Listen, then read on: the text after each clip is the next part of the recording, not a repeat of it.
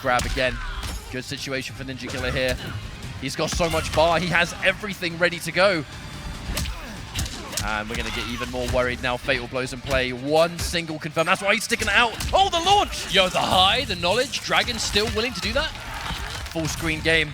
The wake-up roll just to get through. This is the last chance Ninja Killer really has. If he gets one clean confirm, this will be a 3-0. He tries! Has this ever happened to you? You're in the middle of a good, honest match of Mortal Kombat 11, and then you realize you're playing against Cetrion. Your brain stops for a second, and it flashes back to that Little League game where the pitcher ground-pounded the mound, your feet quaked, and then he threw a 2-ton rock at you, and then began to float in the air and shoot you with the power of the sun. No, you don't remember that and think it's just me? Okay, well here is Cetrion taking yet another honest character out in a clutch series. Now this is looking pretty desperate for Foxy now. And again, a knockdown. It's only going to give him a slide, but this is Sub-Zero. Can he do it? Can he find an opening? It's going to be hard. The pressure from Dragon. The pressure is insane right now.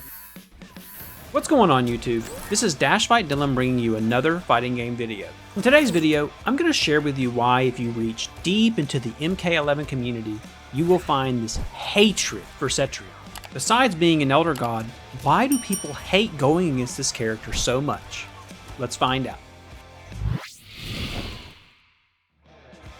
Starting out with the obvious, Cetrion is a new character to the Mortal Kombat franchise, like many of the other controversial characters in MK11.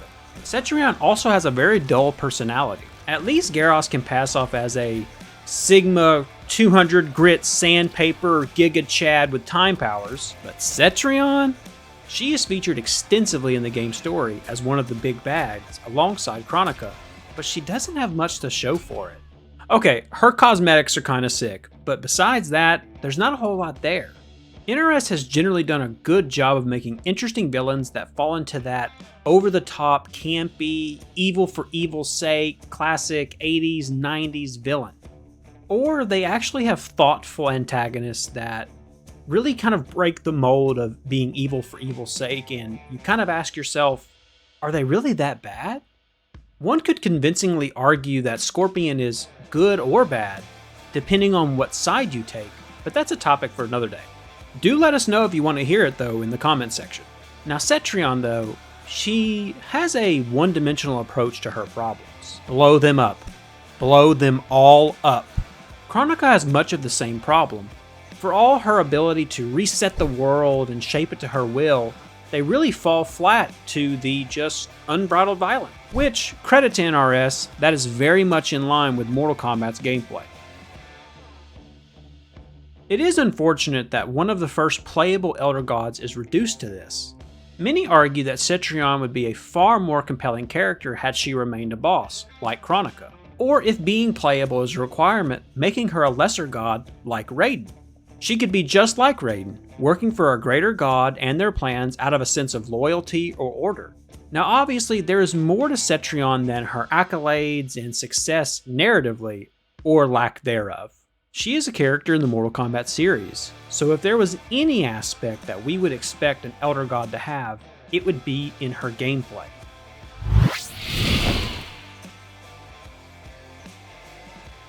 Cetrion has been one of the most frustrating characters to play against for a very long time. Now, this is a highly contested claim. Seriously, there are a handful of other suitors that easily slot in here. But one thing that elevates her over those other suitors is how consistently she is seen at high levels of play and how well she performs, and how often you see it. To be clear, we don't want to reduce her kit here. She is a complex character, especially playing against some of the best players in the world. She does require a high level of skill to pull off, and that high level has to get even higher the better tier players you go against. With that being said, we encourage you to check out Eva's guide here on our channel that explains how to play the character, breaks her down very simply, and shows what things you should be doing in various situations. Eva's guide will offer you more perspective on the character, along with more perspective on what we are about to say, because she is not overpowered or unbalanced. She is the quintessential zoner and keep away character. Many of her attacks rely on keeping enemies at a distance and using her projectiles and odd combos to get a life lead. When at close range, she can teleport away, at the cost of 2 defensive bars. But when the entire point of the character is keeping players away, it serves as a little get-out-of-jail-free card, even though it's not free because you're paying 2 bars for it, but you get the point. Her standing 1 and forward 2 have great range to connect hits when using her specials is a bit risky. This means she can still play that stagger and frame trap game that results in a lot of frustration. These stagger and frame trap games are not usually what players have in mind when they boot up the game. A component that makes the fight with Cetrion difficult is that she has so many tools to reset the neutral game. Back forward 4 and deadly winds, for instance, will reset the fight back to neutral. If that fails, you can do down back 1, creating a projectile barrier and potentially dealing some damage of your own through a chase, crushing blow, or counter. Here's the kicker. She dominates the air approach, which is an essential part of the game. She has 2 moves, forward 1 and down 3. These 2 moves put her in contention for one of the best anti-air characters in the game. To be fair, she is not the best single hit damage dealer in the game. That does and has meant that many players have dropped victories trying as hard as they can to land that final combo, crushing blow, or whatever they need to secure the round. And this leads to fights where the health lead becomes the ultimate priority. On paper, Cetrion slaps. She is a rather unique character with her keep away style, and apart from a few moves, she should be fun to play against, and watch all the same. But in reality, that doesn't hold up so well. Would be in the fatal blow. Another punish. Gonna have to be very careful here right now. Any hit from Dragon right now. Wait a minute, 8 seconds on the clock. I don't even think Dragon has time anymore. This is it. Checkmate. Hit me with whatever you want.